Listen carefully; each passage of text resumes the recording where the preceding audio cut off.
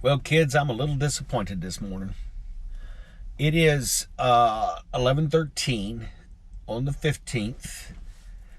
I unloaded this morning in Olathe, which is 9 miles from here. I did ask about the glass, and that's a special glass that they don't make here. So that's why I drove that glass from there to here, and that's why I'm going to grab this glass and take it here to right back where I was. Well, 50 some miles away. The truck wasn't happy last night. It opti-idled about every 4 hours. Should have gone 8 to 12.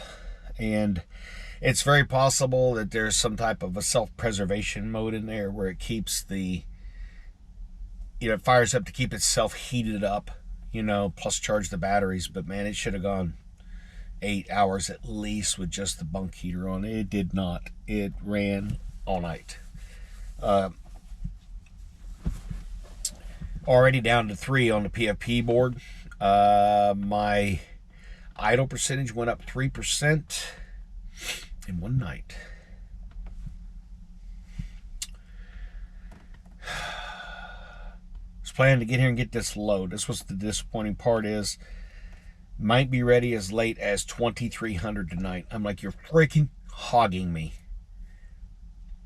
I'm the only Maverick truck here. There's not a single loaded Maverick trailer here.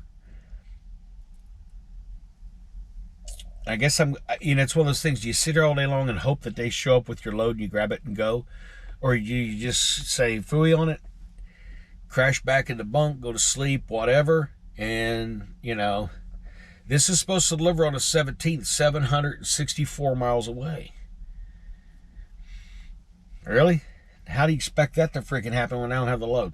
But I called the FM this morning. They're like, just keep in touch with us. Let us know what's going on. But I don't intend to sit up all day, wait on that load, roll out of here at 2300 tonight, and drive all night after getting up at 6 this morning to get this load off, 6 a.m. Be at 24 hours up. Not going to happen. If I don't get this load by 6-ish tonight, probably 6, I'm going to bed.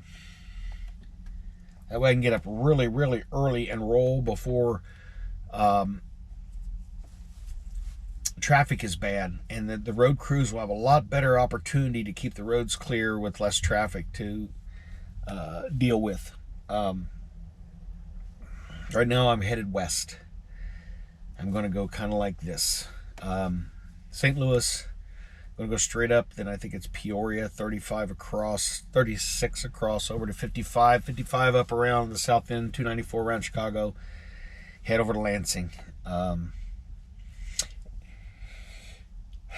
And we'll just take our time and we'll just watch the road conditions. My goal leaving here, because I've left here and gone up to Michigan more than once, is to hit Portage, hit the Maverick Yard at Portage, Indiana. We're not going to be doing that. We don't have I had the trailer now, I can't make it. Besides the weather conditions, I've got 10 hours and change. It's 9 hours and change up there.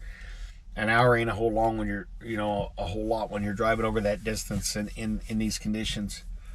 So Portage is not going to happen, and that's why I'll just wait and leave early. Won't have a problem finding parking. Getting home might be fun from Michigan with an empty truck and trailer.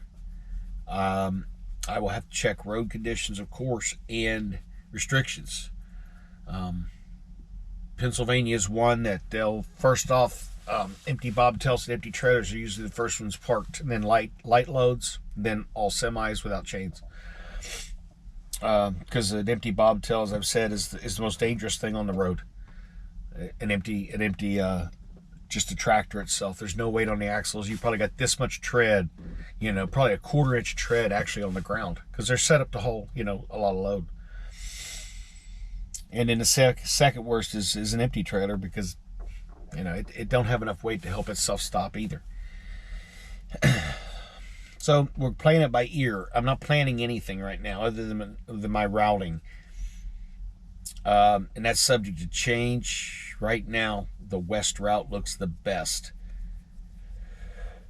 Whew, about snow. But it's frustrating to come over here and the load ain't ready, because I do what I always do. That's plan, and I guess I should quit planning. I should just gather the load and go and forget about pre-planning anything, because it just doesn't seem to pan out. Or maybe I need to plan out 8 or 10 scenarios. Okay, I leave here and there's a huge snowstorm, or I leave here or there's an earthquake or a fire or a flood, or I don't know. It's frustrating. I'm frustrated because I was wanting to get this load and roll on, and we're not moving. We're not going anywhere. There's nothing I can do about it. I'm gonna make this video for the 3rd time because it's just too long. I just sit here and ramble on, and y'all ought to tell me shut up. Tuesday, February 16th, 5 o'clock at night, I rolled in here to Portage at about 3 something. I can tell you exactly. 2:50, so 3 o'clock. Got up this morning at 2:30, rolled out of there at 3:48 and rolled all the way in. The roads were good. Kansas City was surprisingly bad. It was out in the country in the middle of nowhere. The roads were better than they were in the city. That really just surprised me. And I'm talking not the back roads. I'm talking the interstate. I had a problem with the trailer. I kept losing all my trailer lights, and if I went and plug it in a couple times, and I could keep the lights for a while. I lost the lights twice. The ABS light was flashing, so I put a repair in, and I brought it in here in the shop, and they said they couldn't get me in for a bit, and I was like, okay. I went and got a shower, and then they came out and got me, and they fixed it in like 10 minutes. Just some loose prongs in there in the plug. But me getting up that early, I'm able to make my delivery on time. Maverick put an ETA of 8:13, and I said that should be good, but by my guesstimations here, I can get up at 12:50 if I want to and roll. Not gonna happen. It's only 4 hours over there. I get fuel, let's call it 4.5. So I'm looking at another 2:30 wake up, and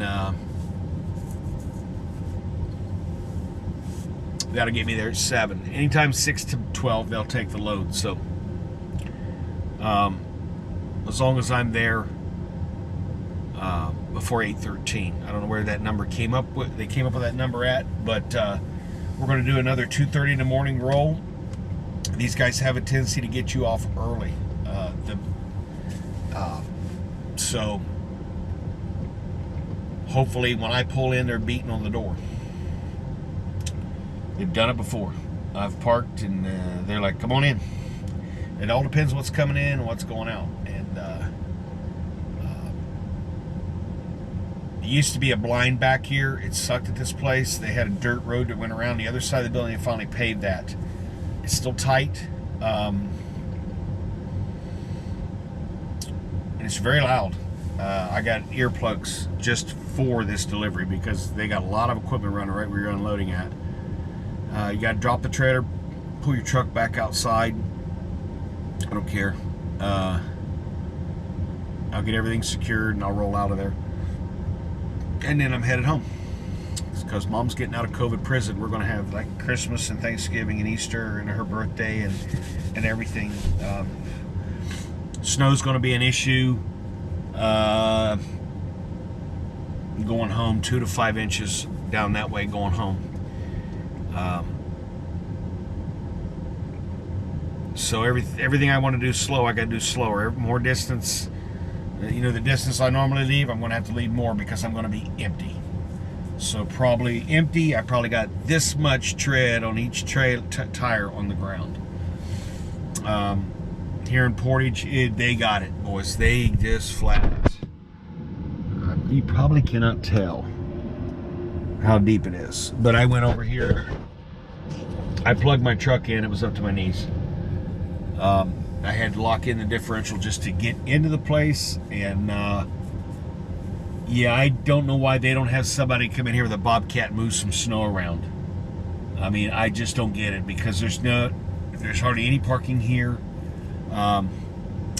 That's about an 8-foot wall, if you can tell. Back, look in my mirror there. Right there. Oh, right there. And you can see how that's a drift. That's not piled up there. That's drifted. So I hope everybody got through this okay. 2 or 3 million people in Texas without power. Wow. Big storm. I had said months ago that Mother Nature's going to kick our butts after the nice October, November, 1st of December she gave us. That's all I got. I don't want to ramble on. 4 hours about tomorrow, and then I'm headed home. And everybody be safe, and we'll see once we get back on the road.